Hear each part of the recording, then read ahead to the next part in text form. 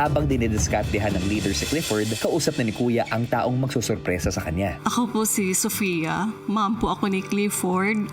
Anong gusto mong ikwento tungkol sa kanya? Nung bata pa po si Clifford, medyo makulit po talaga siya. Masayahi talaga siya. Nature na sa kanya yung mapagbiro, nagpapatawa sa bahay. Ano yung relasyon mo kay Clifford? Kay Clifford, kami na talaga yung palagi magkasama. Kasi yung dad sobrang busy po talaga sa Cebu. Dito sa Manila, kami lang dalawa nagbibiyahe. Kung may mga siya, project, sobrang talaga niya sweet. Kaya nami-miss ko po talaga siya. Kaya hindi ko na matiis na makita siya. Kasi first time talaga na hindi namin siya makita na matagal. Nami-miss talaga namin siya. Lalo na yung boses niya, kahit nagbibiro, nami-miss talaga namin yun. Siya lang po lalaki sa family. This Christmas gift na maibigay sa akin sa family. Na makita ko lang mayakap yung anak ko.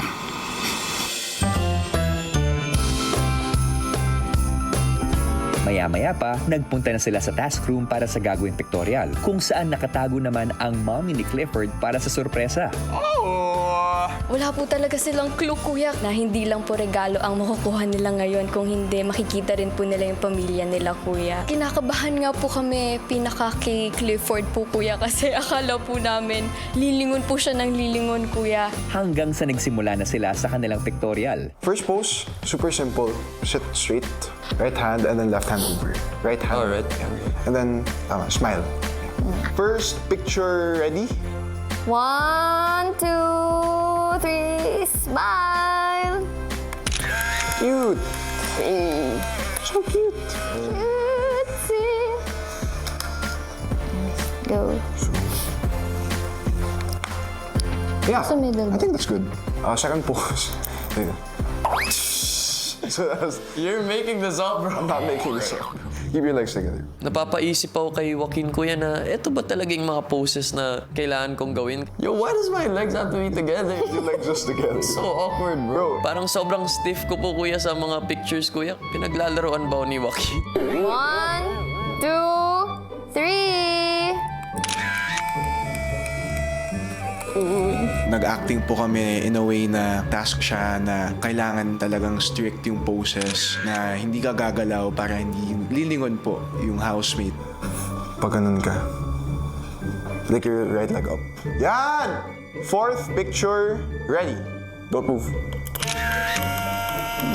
Nice. Feeling ko po naging epektibo po yung acting para makondition yung mind nila na okay, task ito, secret ito, dapat mag-focus ako para hindi sila lilingon, para hindi sila makulit. Your hands are sticking to your face.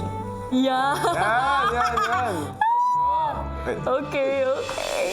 Si Joaquin, pasimple nang binigyan ng hudyat ang nagtatagong mommy ni Clifford. Fifth picture ready. Yan. Fifth picture ready. Okay.